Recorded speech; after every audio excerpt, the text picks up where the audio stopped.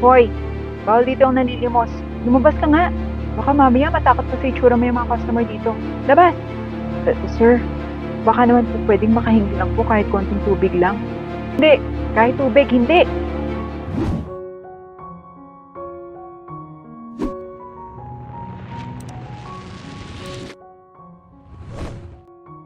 Mayaman na pamilya ang may-ari ng J&J Restaurant. Si Joey ang nagtayo ng restaurant dito. At siya ay may nag-iisang anak na nagngangalang Jerry. Tunay na maganda ang samahan ng mag-ama. Dad, kumusta po? Eto anak, pagod. Nakakapagod talagang mag-hands-on sa restaurant. Ganun po ba? Kumusta naman po yung takbo ng restaurant, Dad? Malakas naman po ba ang sales? Maganda naman ang takbo ng negosyo, anak. Lalo na nung nagdaang Pasko, talagang dumoble ang kita natin. As of now, maganda ang trend ng ating sales. And last week, I checked, mataas talaga ang sales.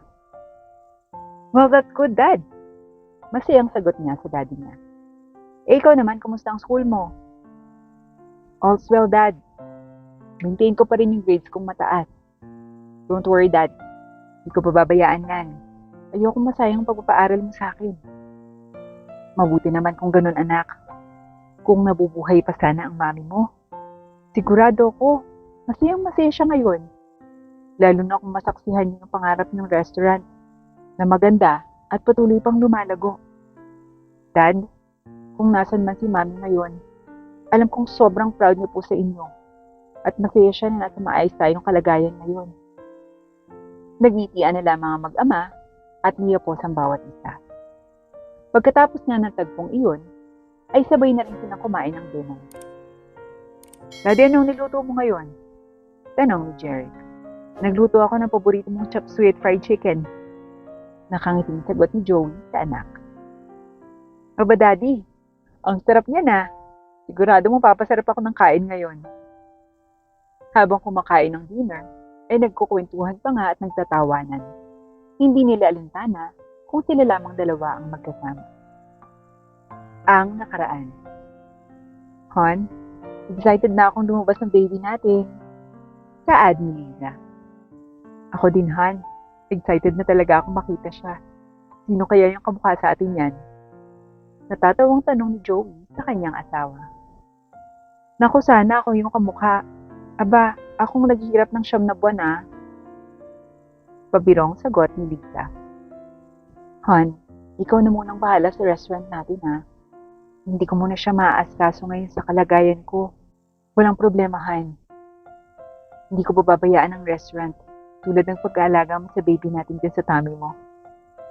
Paniniguro ni Joey sa asawa. Salamat, Han. I love you. Walang anuman. I love you too, Han. Kabuuan na rin Lisa ng mga oras niyon. Noong umaga, ay wala pa siyang nararamdaman. Ngunit pagsapit ng gabi, ay panay na ang pananakit ng tiyan niya na halos umiiyak na nga si Liza sa sobrang sakit ng likod at tiyan. Han, napakasakit na talaga. Grabe tong likod ko. Mas masin mo muna, sakit-sakit talaga. Saan nito? Akin na, Han, dito ba? Nag-aalang tanong ni Joey. Tumagal ng 3 oras na ganoon ang nararamdaman niya at bigla nang pumutok ang panubigan ni Lisa. Han, pumutok na ang panubigan ko, halika na sa ospital. Yaya ni Lisa kay Joey. Kaagad na tinakbo ni Joey ang asawa sa pinakamalapit na ospital, dala-dala ang ilang gamit para sa kanyang mag-ina. Ang hindi niya alam ay iyon na rin ang huling araw na makikita niya ang asawa niyang buhay. Han, kahit anong mangyari, save mong baby natin. Habilin ni Lisa. Pareho ko kayong ililigtas kung ano man yung mangyari. Han, kayang-kaya mo yan, tapangan mo. Saad ni Joey para palakasin ang loob ni Lisa. Pagpasok sa operating room, kaagad na ipinuwesto si Lisa upang umirina. Sige Lisa, ire! Saad ng doktor.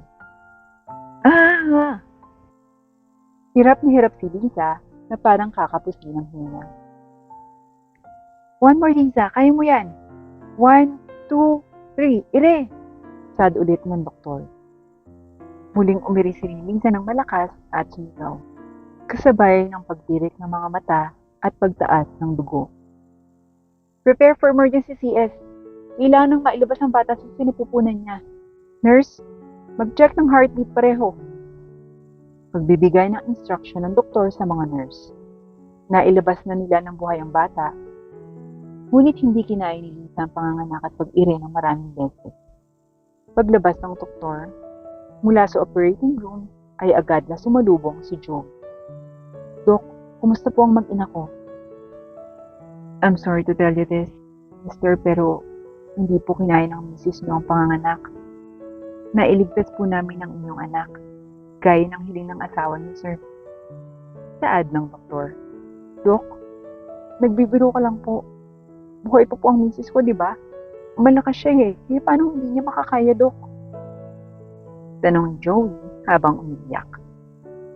Sir, tumaas po ang blood pressure ni misis habang umiiray. At umabot na po ito sa utak niya. Kung hindi po kami mamimili kung sino sa kanilang dalawang unahin, baka pareho po silang nawala. Paliwanag ng doktor. Umalis na ang doktor at naiwang umiiyak si Joey dahil sa balitang hindi na kayang paniwalaan. Iyak lamang siya ng iyak habang tinitingnan sa labas ng bintana ang asawang namayapa na. Kaya pala bago ito manganak, ay nagsabi na sa kanya na piliin mabuhay ang kanilang anak kahit anong mangyari. Inilipat na sa newborn care ang anak nila habang silid na naman ay iniligay na sa morgue. Tulirong-tuliro ang isip ni Joey ng mga oras na yon at hindi malaman kung sino ang unang pupuntahan sa kanyang mag-ina. Hanggang sa nakita na lamang niya ang sarili na nakasilip sa bintana at nakatingin sa bagong silang na sanggol. Anak, anak, masaya ako at nakalabas ka na. Alam mo ba, excited kami ng mami mo sa paglabas mo. Ang tagal ka namin hinintay eh. Kaya lang, lalaki kang walang mami. Alam kong ginawa ng mami mo ang lahat para maging ligtas ka, anak. Bulong niya habang nakasilip sa bintana. Matapos niyang puntahan ng anak, ay tinungo niya naman ang kinaroroonan ng kanyang asawa. Han, bakit mo naman ako iniwan? Akala ko ba, sabay nating pagmamasdan ang itsura ng ating anak. Alam mo, maputi siya katulad mo at tingkit, pero sa akin nakuha yung bibig niya. Sad naman niya habang umiiyak. Patuloy lamang na umiyak si Joe. Ang kasalukuyan. Dad, bukas po pala, may palaro sa school. Maraming outsiders at galing sa ibang branch ng school ang pupunta. Ay, maganda yan, nak. Anong sports naman yung napili mo? Tanong ni Joey.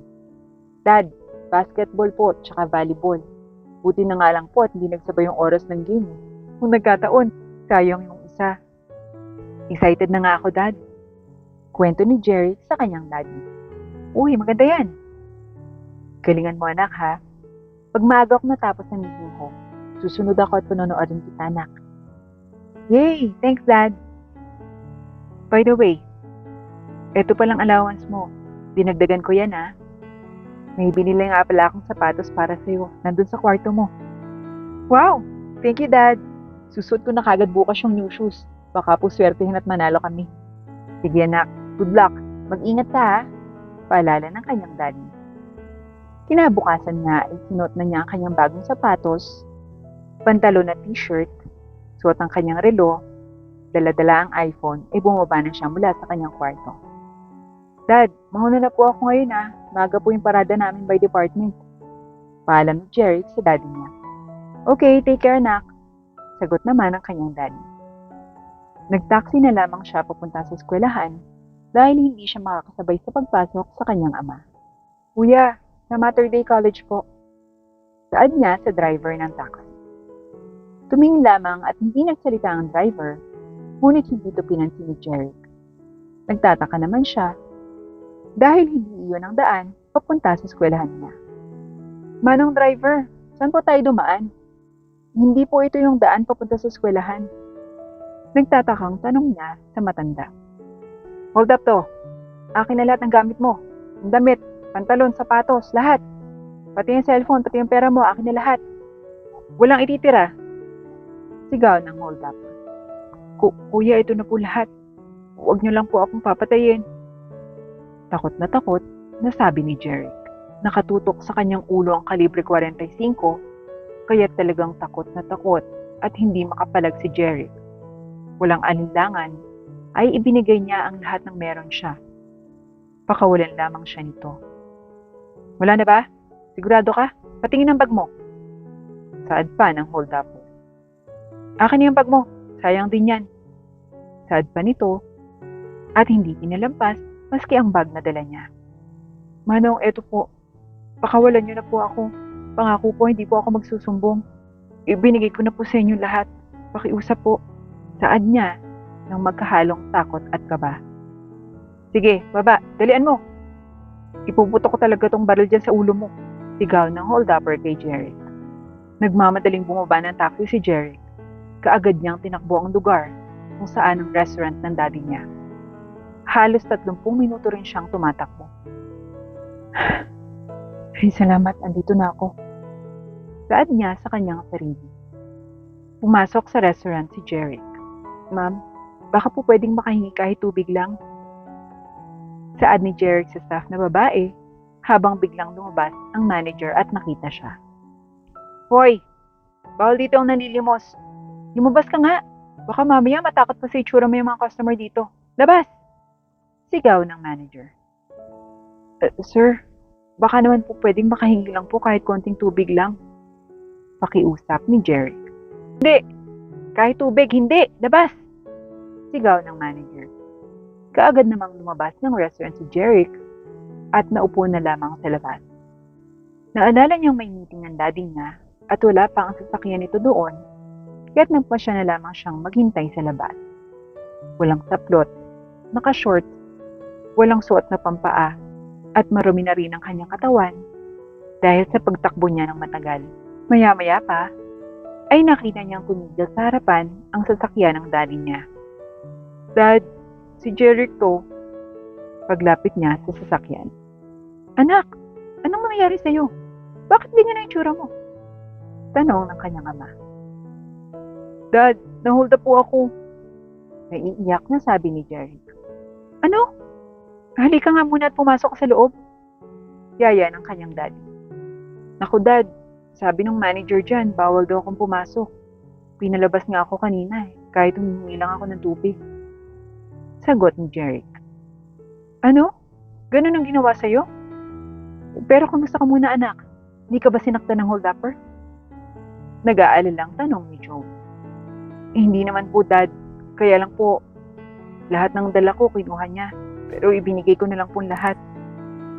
Halika, sa loob tayo mag-usap. Yaya ng daddy niya. Kaagad namang pumasok ang mag-ama. Sir, pinalabas ko po siya kanina kasi baka matakot yung mga customer. Saad ng manager. Pinalabas mo ang anak ko? Alam mo bang na-hold up ang anak ko? Anong klase kang tao? Tubig lang hinihingi niya kanina, hindi mo pa maibigay. Galit na saad ni Joe.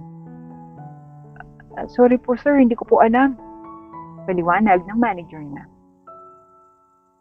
Next time na maulit to, I will fire you. Madiing saad ni Joey sa staff. Di ka nanak. Hindi ko kakayanin kung may masamang nangyari sa'yo. Saad ng daddy niya kay Jeric. Daddy, ako din po. Takot na takot po ako kanina. Huwag kang mag-alala anak. Magre-report tayo sa pulis. At sisiguraduhin natin na makukulong yan. Dahil baka maulit pa sa iba yung ginawa niya sa'yo.